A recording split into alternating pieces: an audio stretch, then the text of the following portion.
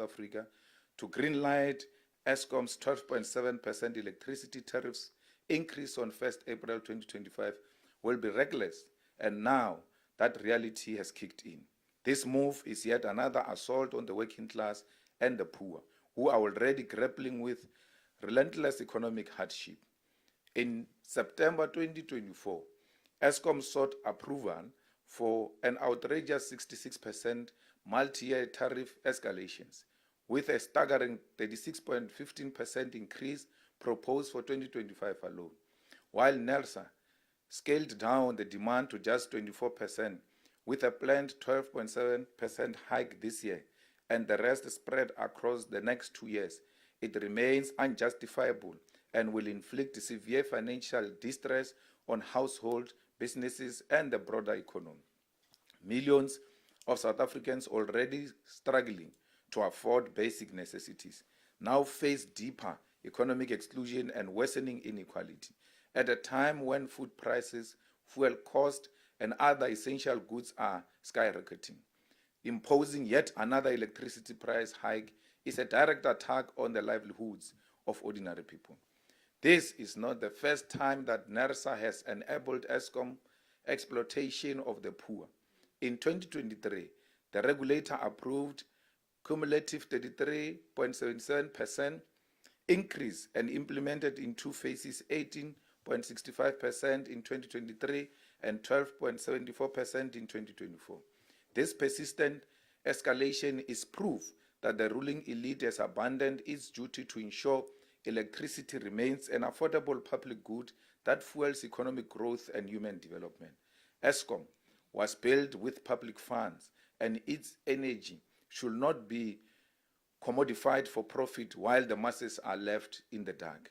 The EFF will pursue in Parliament mechanisms to drastically and gradually reduce the cost of electricity so that South Africans can have value for money and do not pay more for electricity while receiving less units. The EFF maintains its position on the anti-poor budget, which is characterized by austerity, borrowing, and regressive tax increases in the form of an increase in the fuel levy.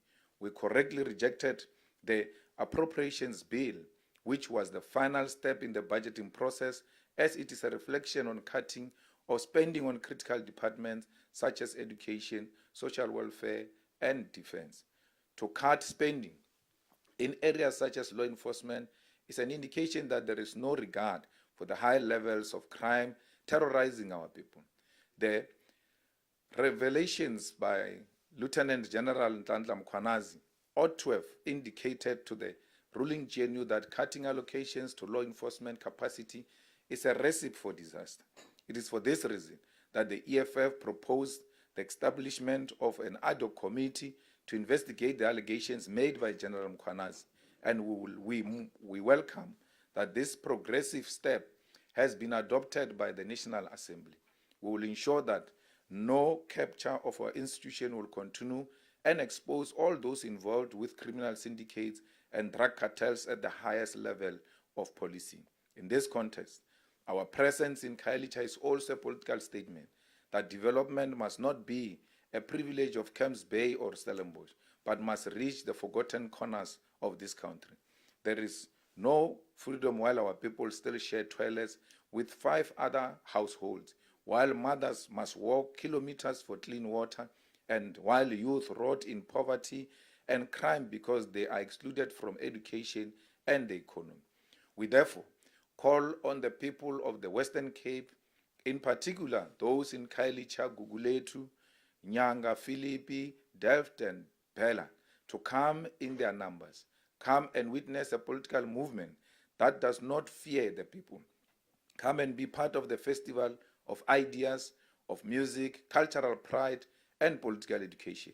Come and hear your stories told, your pain acknowledged, and your future defended.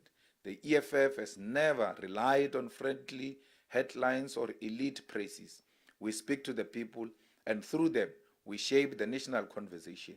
Let this anniversary be a reminder that the most important voices in this country are not found in boardrooms, press clubs, or social media influencers, but in the streets of the townships and the far-flung corners of our land.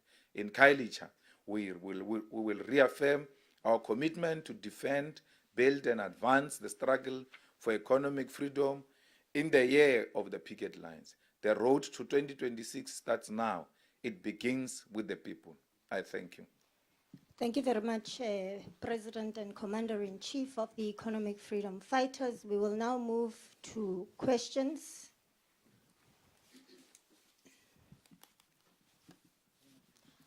Bazwile, President. Oh, okay. We will take you number 1, CD, number 2, number 3, number 4, in that order, please. Thank you so much. Sidi Madia from Eyewitness News. Just a few questions. I think it was last week when you were in Limpopo, you spoke about the importance of your high-level leadership, high command and the likes, to be present in the by-elections. I think there's been another round of by-elections. Just your assessment on whether or not the seniors in your party have heeded the message. Have they gone out to the wards in other avenues? Are you satisfied with whether or not the message resonates with the party? Secondly, the issue around the policing. One, would you be surprised to hear of a Fani Masemola arrest, to see it happening? What would be your thoughts? And secondly, I mean, you were part of the ANC at the time when there was skirmishes around policing. I'm thinking back to the time of J.K. Silibi's era. Do you read any of what's happening into what's happening within the ANC and its own pending national conference? There's lots of back and forth about who's aligned to who, that the police wars are part of the political wars. Just your thoughts on that. Thank you. Number 2. Thank you. Abongwe Kobokana from the SABC News. CIC and perhaps with your colleagues in there. You have spoken about that you will be making a political statement in Khayelitsha, and then you've also highlighted the issue of the elections, local government elections next year. How are you planning to make the inroads in terms of the local government, especially in areas such as the big metros for next year? The second question is around the issue that she has highlighted about General Mkhwanazi. Your take about the decision of the president, instead of firing the police minister and then he puts him on special leave. What is your take in regard to that? The last question, there are certain claims in some quarters that, at least from the pundits of political independent people, saying that there is a possibility that the EFF will be reduced by the presence of the MK. You're taking that. Thanks. Number 3. Thank you, Babalo Ndenze from Eyewitness News. Just to piggyback on Abongwe's question on your fortunes basically in the Metro or the Western Cape, generally speaking. 10 seats in the City of Cape Town Council, I think about 4% in 2021. What are your growth projections now that you are here in the city? What are your growth projections in the upcoming election cycle, local government elections?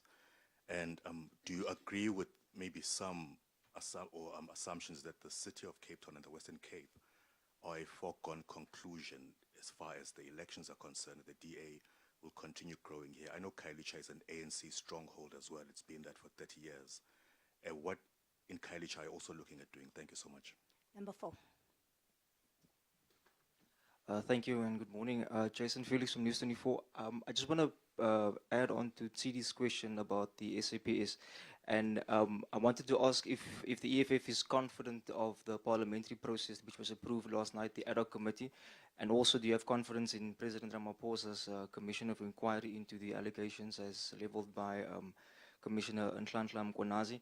And then one last question on the matter involving the former Higher Education Minister, Nobuhle Nkabane. The EFF's Sihle Lonzi played a pivotal role in the committee where the seaters were concerned. Are you happy with the outcome of this matter, and do you think that she should be further investigated by the Parliamentary Ethics Committee? Thank you very much, President. Thank you very much.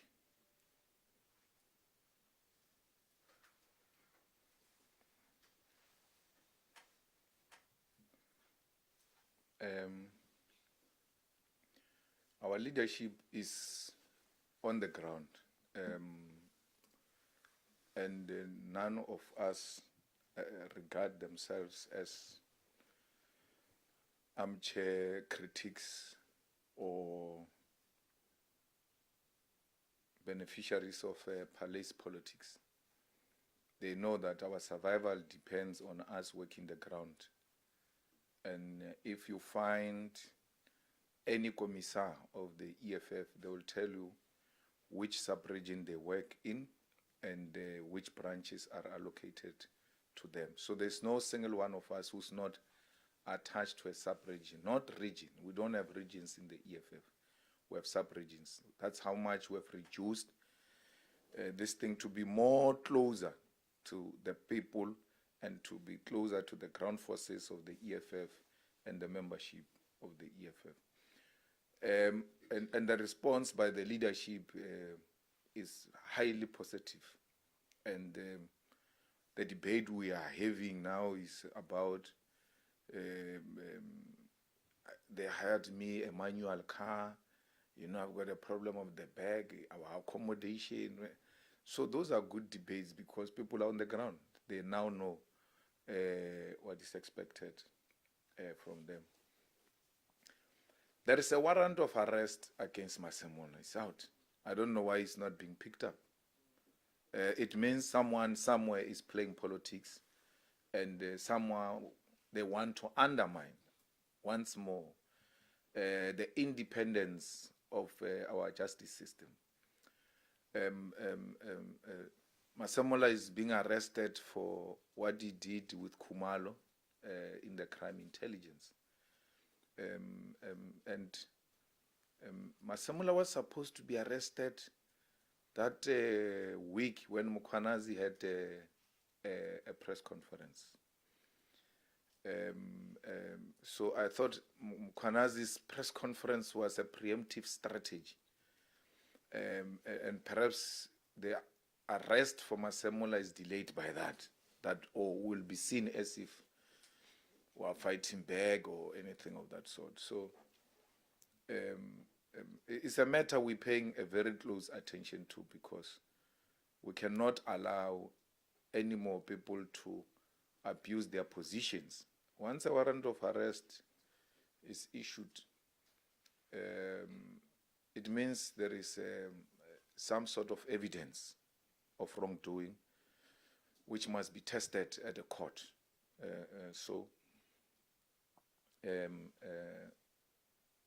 We will have to make sure that this is followed through. You know, I told you, and many of you just undermine the information we give you. I told you a long time ago that the Minister of Police, they want to arrest Minister of Police. And that's why Mkhwanazi is being charged with IPID because they want to pick up a Minister of Police, Senzo Mkhunu. And Senzo Mkhunu in that recording, talking to his girlfriend or whoever he was talking to there, I don't know who's that person. There's a recording that is circulated. He says, you know that Julius is just talking, you know him, he just talks. Someone should have told him something and then he just talks loosely. And then City Press writes that the plans to arrest the minister flopped or something. But it has always been there. The plan has been there to pick up the minister and arrest him. And they thought I was joking. And that's where he's going up, ultimately, to be arrested. There are factions in the police. You've got minister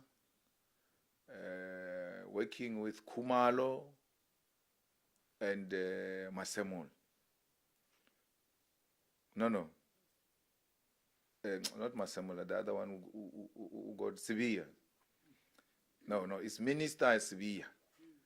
Then you've got a National Commissioner working with Khumalo. So there is a power struggle there. Now, we are not interested in those things. We are interested in the truth. As to who belongs to what and what, we don't care. We want the truth to come out. What Mkhwanazi said must be repeated, backed by evidence in the ad hoc committee and in the commission of inquiry. It is now no longer an issue of just talking. Let everyone who has got an issue bring that matter before the committee, and I'm going to sit in that committee of ad hoc committee to investigate these allegations. And you know, where if I'm there, there will not be manga business, because I'm not scared of police or soldiers or anyone, including drug cartels or criminals. I'm not in the pocket of any thug in South Africa. That's why I live a free life. And if I'm lucky, maybe they will elect me the chairperson of that committee so that I can sort out this issue once and for all. If they mean business, they must bring it here so I can chair it. And then you will get to the bottom of these issues. So, I don't think it's aligned necessarily to the ANC conference. I think it's a power struggle that has always been there. Every time there is a new minister in the police, that minister, and those are the mistakes they make. They start aligning with this group or the other group. But the power struggle and tussle for slush fund has always been there in the police, whether there is an ANC conference or not. Because, let's take for instance, the ANC conference is going to be a contest between Mbalula and Paul Mashatini. Both of them have got no hold over any of those factions in the police. None whatsoever. So, if you say Mkhunu has got a faction, then you must know Mkhunu's faction is Ramaphosa's faction in the police. That's why they said Mkhunu went to classify the pala things and all of that. So this commission and the committee will not only be limited to what Mkhwanazi said. If there was a cover-up in the pala, it must be brought forward. Who sealed this information? Who was hiding the information from the people? So that's why we're saying, on top of commission, let's have an ad hoc committee, because the same commissions are going to say Parliament has not played its oversight role. So we are playing our oversight role now. So there is no duplication of duties. But equally, we are a committee that will make the necessary recommendations to the Assembly, and the Assembly will send, if agreed, those recommendations to the President for implementation. Unlike Zondo, who will just write and then disappears into the bush. We are not disappearing into the bush. We are here. We're going to send the recommendations to him, and every time he comes here, he will have to account as to what happened to those ad hoc committee recommendations that were sent to you. So it's a very important step in the right direction. So we should not even try to politicize CD, a criminality. It's not political. What's happening in the police is pure criminality. Pure criminality. And we have to deal with that. I mean, DJ Sambodi was killed in a very brutal manner. And knowing police, there's no way they would have taken this much to arrest a person who killed DJ Sambodi. There's that guy who was killed now 2 weeks ago at Ikuruleni.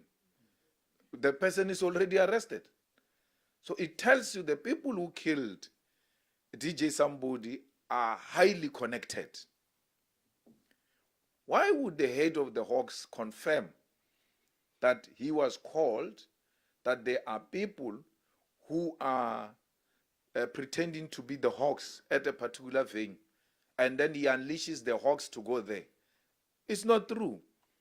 Once they are saying there are people who are pretending to be police and they are not, and that information comes to his attention, he must refer it to the police station next to where those thugs are taking chances.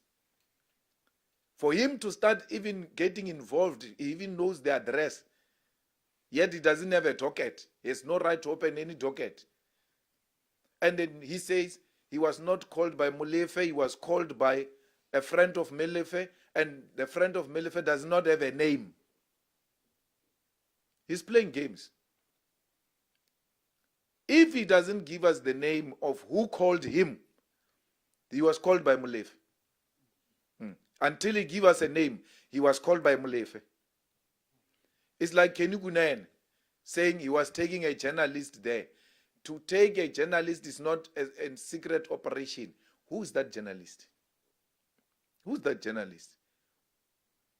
Why would you take a journalist to someone who just came out of prison, who's on bail, as an MMC? Now I'm very happy. You know, I dance even at night. Oh, things are looking good, Chef. We told you these things are criminals. They are nothing else but Mapantit. He says he doesn't know that guy. He knows that guy. I know that guy. Not from a personal point of view. He's a well-known businessman. Until now, we knew him as a businessman. So, but I don't have a relationship with him like that, where I can call Patrice Motsepe or go to Patrice Motsepe's house or have tea at Patrice Motsepe's house, take my wife to Patrice Motsepe's house. Patrice Motsepe's wife knows my wife. I don't know the guy like that. But for Kenny to behave like that in public office and say he doesn't know that guy, that's a lie. It's a pure lie. And that's how thugs, 26, 28 gangs succeed. They lie. They think they can outsmart everyone. So, and they don't care whether you are convinced or not. They tell their story. It's done. But Kenny's story is not coming together. The head of Hawks, Libya's story is not coming together. That he was not called by Molefe, he was called by a friend. So you can hear this story. An honest man would have said, I was called by Godrich, who said, there are people who pretend to be police at Marshall's house. And that's how I landed there. Because now, once these things are out, you must know, that guy is not a whistleblower. He put you in trouble. Why not saying it? What is the difference between telling us that the name of a person who called you now with telling us that name in the commission of inquiry? What difference does it make? Why do you leave as a trusted senior policeman? Why do you leave the nation hanging? So we need to get to the bottom of this. Because once we get the name of who called the head of Hawks, then we're going to know, oh, this one is linked to this one. Because we need to get this network properly and dismantle it. And we can't dismantle it if police in the process are playing a dishonest role.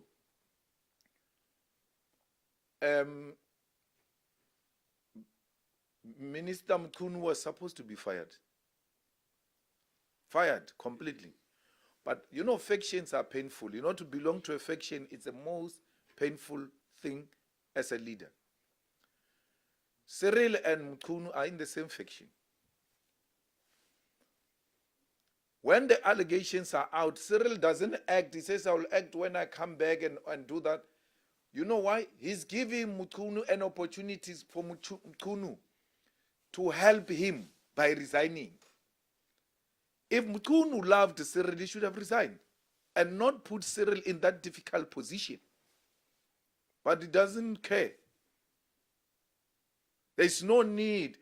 These comrades must tell each other the truth. Remzal, take a back seat. We'll work on this thing. Just wait. Help the president. Now the president has to do something that looks like he's doing something when he's doing nothing. He's not doing anything. Mkhunu is a minister on leave.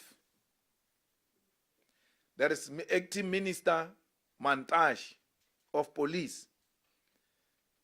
Then there is incoming minister, acting minister of police. 3, as we're sitting here. We have 3 names when we think of police. 3.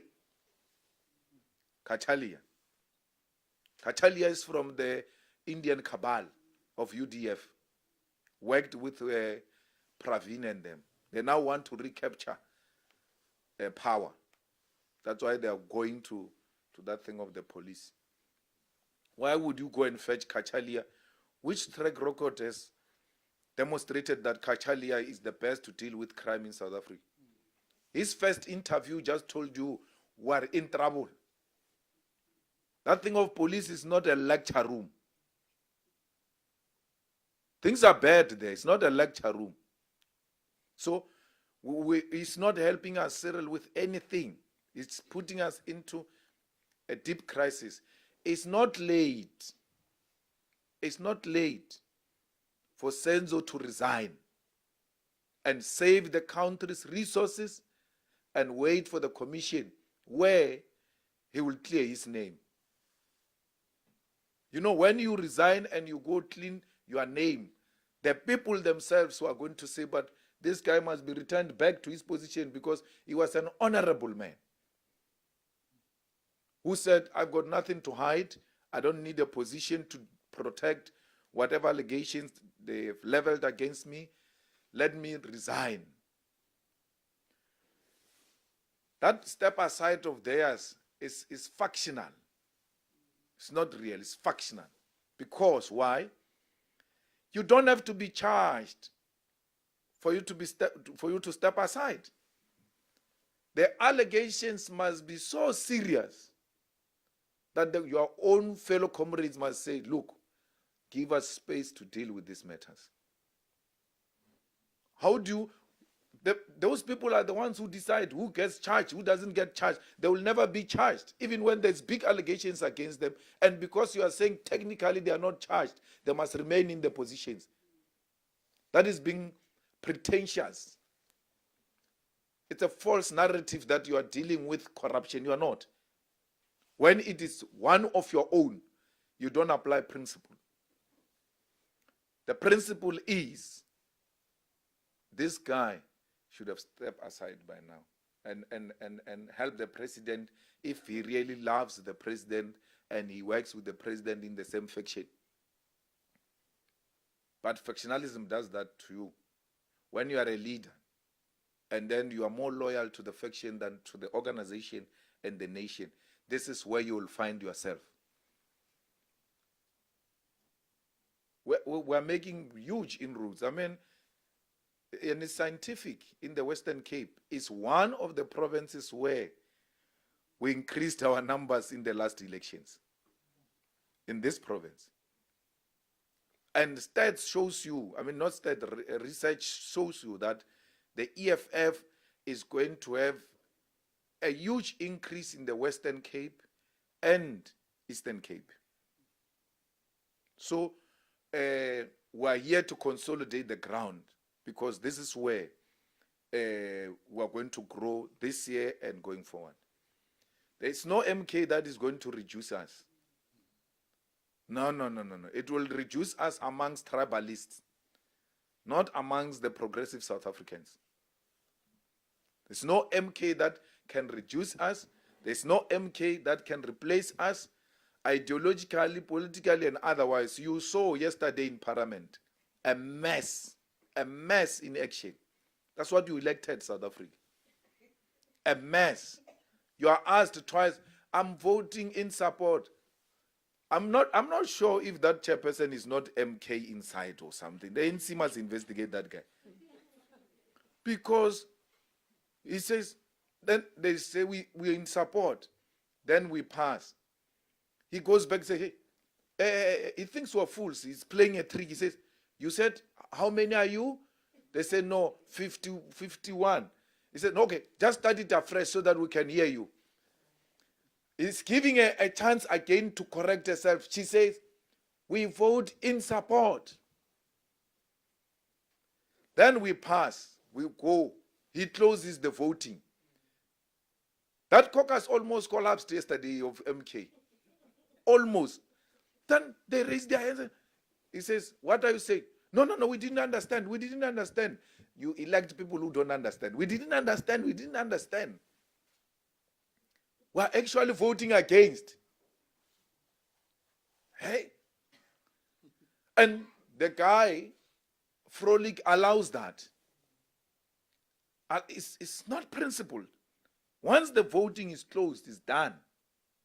It's done. He says, those who want to vote against their party line, raise your hands. Those who want to vote for the party line, raise your hand. Against the party line, vote, raise your hand twice. Then the third time he says, voting is closed. Look at that. They still don't correct themselves around that time. And then he gives them a special dispensation to correct. That's unprincipled.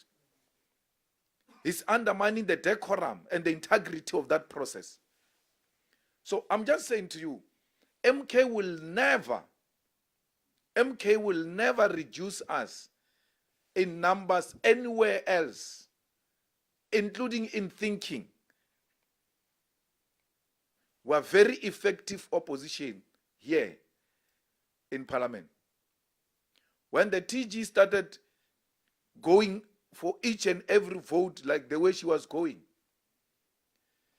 she behaved like she's not a leader and threw her toys. It's not because she was making a mistake. She was like, TG said we are going against, calling for a division. Then Angala. She threw her toys.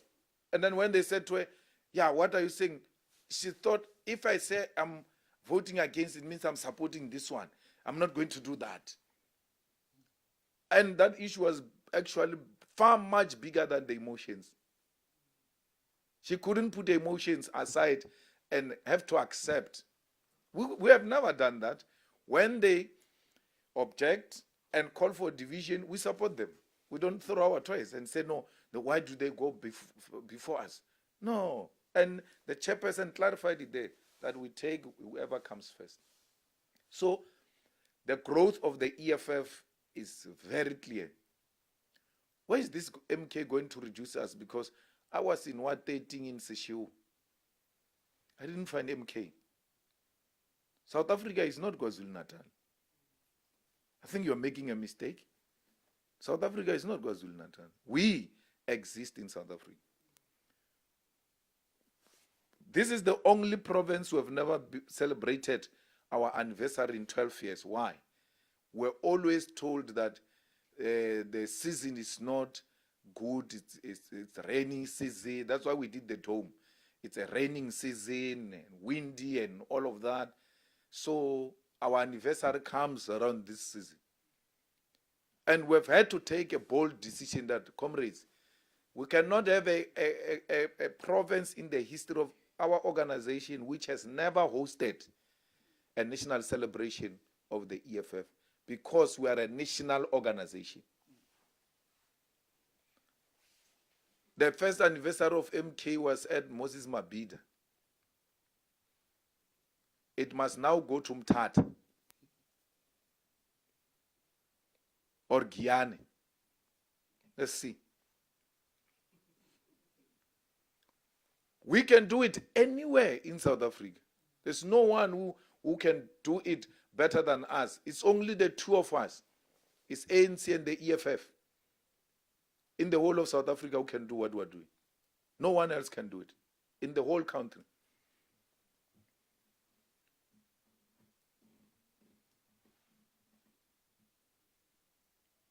Well, higher education share, it's so painful, man. You know, she's so young. she still has a chance to come back. I've seen people get demoted politically, and then they go rework on themselves, and then they come back. The first thing she must do is to stop chewing a gum in a meeting. She was still doing it even yesterday there in Parliament. The second thing is she must be humble and know that she doesn't know, and be prepared to be guided and be advised by proper people. Because only a person who doesn't know how government works would have advised her to do the things she did. You make a terrible mistake, you lie about people, including that character of senior council that he was chairing, Mutau. And Mutau comes and says, who? Me? I've never done that. And all of that. Now you get a second chance to go to a committee to now present, yourself in a different way and acknowledge your mistakes and say, no, this and that happened and all of that. No, she doesn't.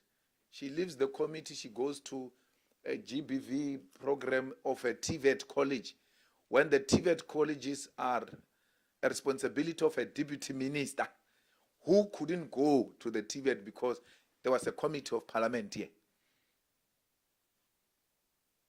Someone from the streets is misleading her. She's listening to someone who has no idea what we are dealing with here. There are certain things you don't do here in Parliament. And she should have known that. And you respond to your own chairperson, the chairperson from the same party with you, in a manner you are doing. I mean, you should be collegial with the chairperson.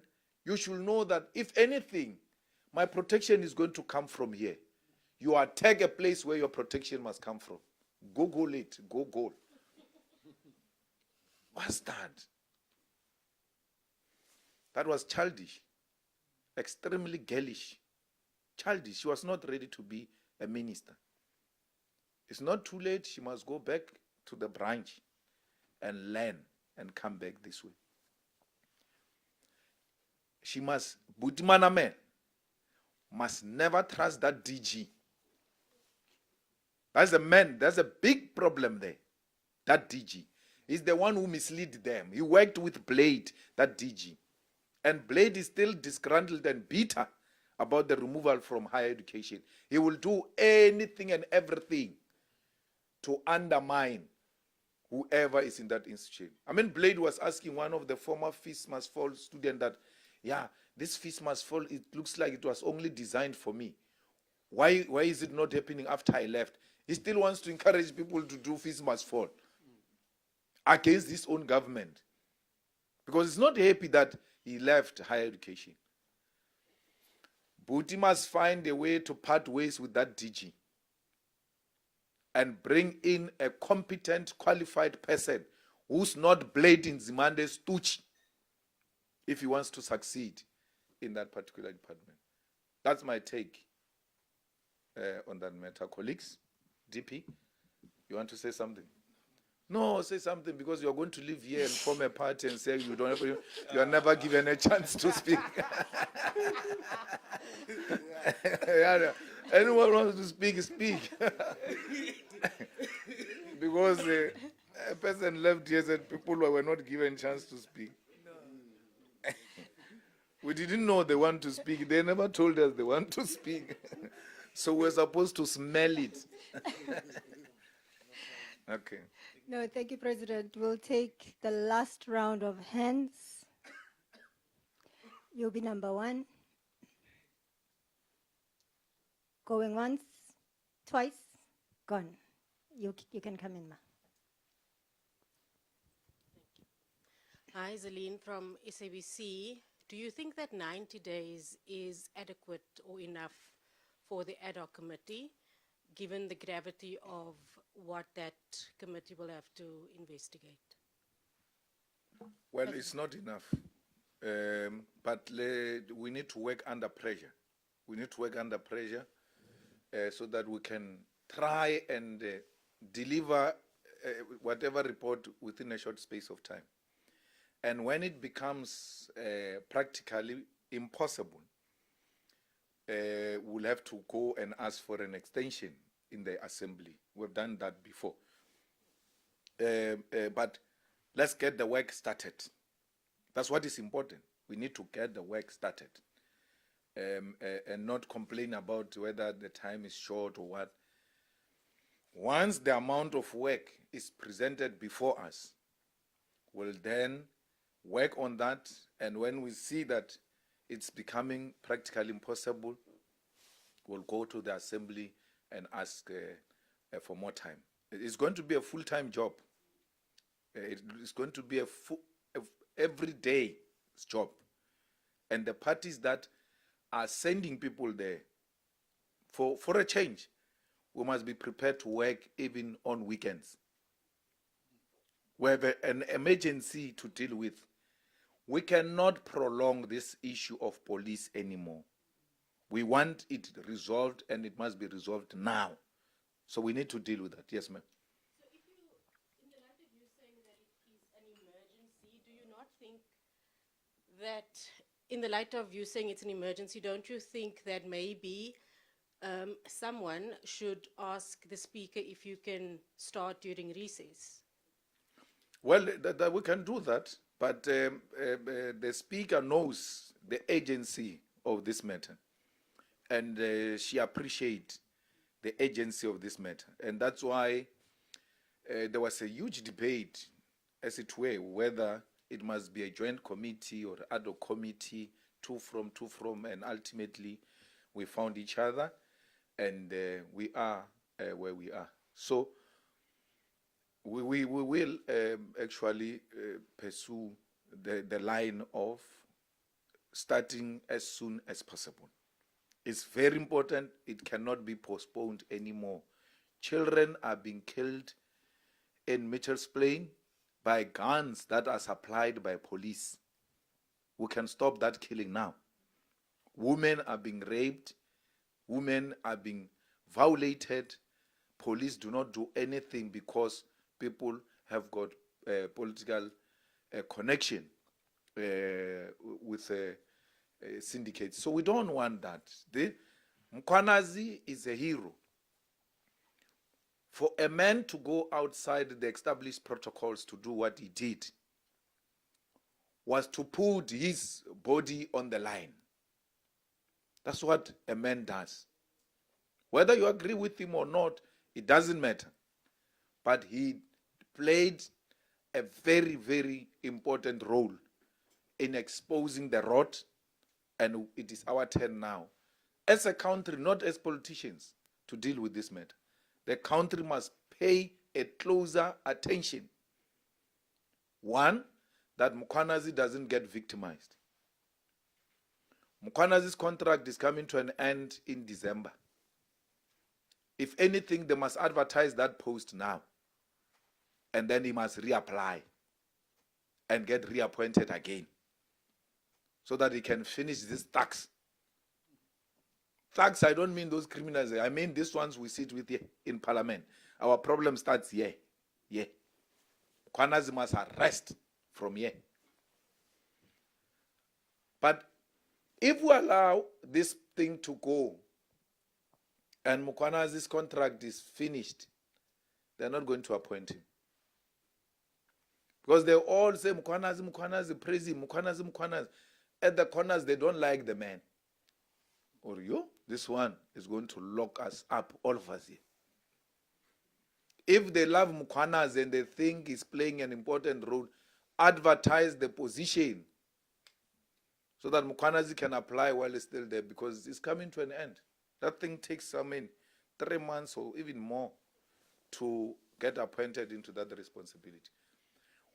We are at a point where we cannot afford to lose Mkwanazi. We are at a point where we cannot afford to lose Mkwanazi. Somehow, he needs to be retained into the force. And somehow, he needs to be elevated to a national responsibility. because KwaZulu-Natal has become too small for him. Western Cape needs Mkhwanazi to come and deal with these crimes that are supported by DA, funded DA by money of drugs and gangsterism. That's why they can't deal with it. You think this thing is going to eat the ANC alone? Even the DA is going to be shown in those things. Because we're not only looking for Sibiya or Masemola, any rot of the police must come. Anyone with information must come. And those are the people we must protect.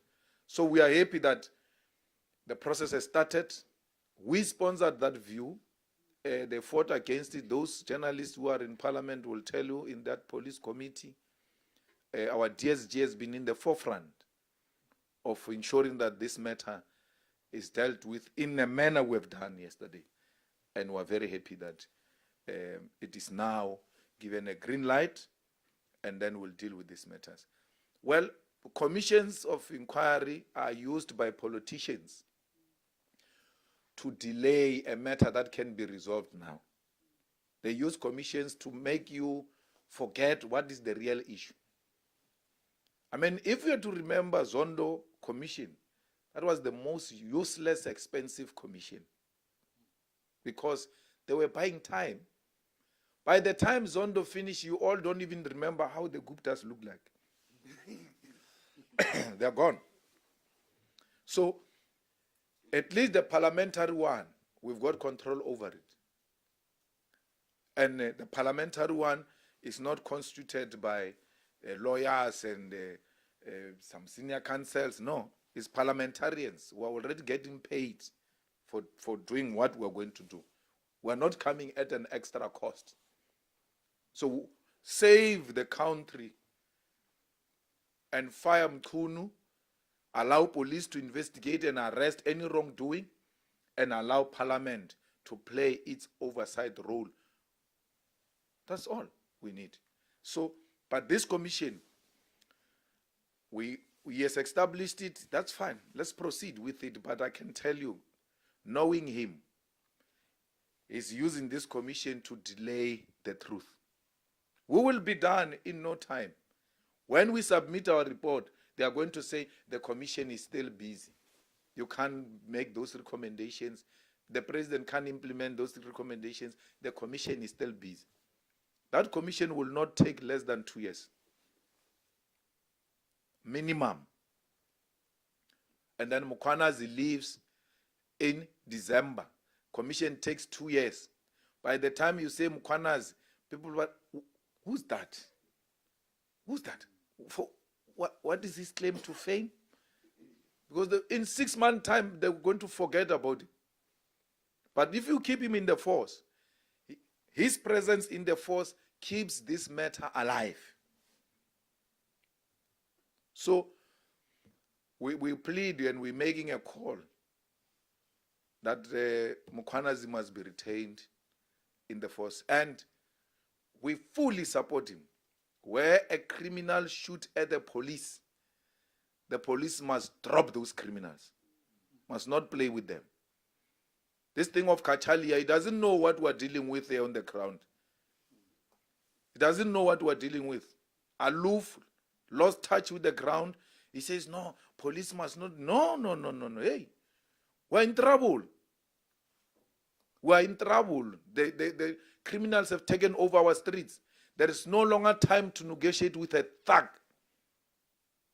Who must, if they shoot at the police must shoot to kill. They must not play with thugs. Criminals here in South Africa must know that time for being a criminal and having political protection has come to an end. You must all surrender. Take all those drugs and go and flush them. Because your protection is exposed. There's no one who's going to protect you. You kill people, you kill prominent artists, you don't get arrested because you're enjoying favor from politicians. That time has come to an end. People like Kat Matala must rot in jail. What kind of a gentleman plans an assassination on a girlfriend. On a girlfriend. I don't even know which Nkabi agreed to that assignment, because the Nkabis don't kill women. Don't kill women. They tell you, hey, we don't kill women. So, to kill that he was in charge. He felt like nobody can do anything because he's the most powerful. And I'm told he wants to sing. He must sing. Very important. He must sing and reveal these people one by one. Because as they were rating him and doing all sorts of things, he started sending messages apparently to people saying, no, I pay you, do what you have to do to stop this thing. I'm being harassed by police. He thinks he's special. He didn't know that the political killing task team is going to come for him. That one doesn't work whether you've got a protection or not. Once they've got their facts, you wake up in the morning in pajamas, floor, go down on your floor. Can you imagine Kenny Kunena with that stomach? Floor, on the floor. They don't play. Hey, I'm MMC, high floor. We'll see that thing of MMC later. Bloody thug. So those ones are not for any politician. If you think that's why they are killing that team. If you think that team favors politicians, is scared of politicians, you must ask one politician called Kenny Gunen. Floor, down. When he finishes there, he calls his boss. I was on the floor. Okay, which police officer does that to you? Political killing task team. Doesn't play that one. We must protect it. We must allow it to exist to deal with dangerous criminals, especially those who kill our people. We needed that political task team to deal with those who killed Makata. I heard someone saying yesterday, the people who kill Makata, they're not allowed to speak. No. The political task team is the one that has made it possible for those people who are arrested for killing Magata to speak. Because those people wanted to speak long time ago. And they took their first statements to prosecutors. That's another area where we've got problems. And those prosecutors said, leave, this thing doesn't make sense, leave this thing. That man has been wanting to talk. I am now trying to get the lawyers to help him to talk some more, because he says he's got a lot to reveal. He needs a lawyer. He reached out to me, that killer. Said, I need help. I want to tell the truth, and I want to tell the full truth. Every time I approach these prosecutors, NPA, they suppress what I want to say. We need the truth. Because they said they were transported by a police vehicle. They said the AK-47 and all of that was bought with state money that was used to kill Magata. We may not talk about that case of Magata, but we're deeply involved to get to the bottom of it. We have always known that he's going to speak. And even the arrest of the killers of AKA. I spoke in public and I said, you know, this Mkwanas, we love him, and the next thing, he doesn't arrest the people who have killed AKA. He reached out to me. He said, I don't want to talk much. I just want my actions to speak for me. Because if you say you're losing confidence, that's hurtful. Knowing what I know and what I'm doing, it will look like I'm not doing my job. Wait, you will see. I don't want to talk. It didn't take 2 weeks. He dropped those people. He arrested them. And some more arrest is going to happen in that AKA's killing. Some more. You will see. That some more was also benefiting from political favoritism, protection. So we should expect that more people are going to be arrested and more information will come out of that case of AKA. We have expect more arrest on the DJ Somebody's case as well. So we're very happy that we are where we are. There's no coup. No one is planning any coup here. And no government must speak loosely about coup. Because you are trying to silence us. What coup are you talking about? There's no coup here. Since when does speaking the truth being called a coup? When you expose rot, you are told we detected a coup. It's not true. There's no coup. You are going to be removed democratically. There's no soldier or police going to do anything here. They are just going to expose you. That's all. So we must not be lied to by people who want to protect the rot that actually there is a planned coup in South Africa. There is no planned coup. There is a planned commission of inquiry and ad hoc committee. That is not coup. That is the process to arrive at the truth. Thank you. Thank you very much, Comrade President. That concludes our presser. Thank you very much. Members of the media, their accreditation for tomorrow will be communicated. We have lunch served. Thank you.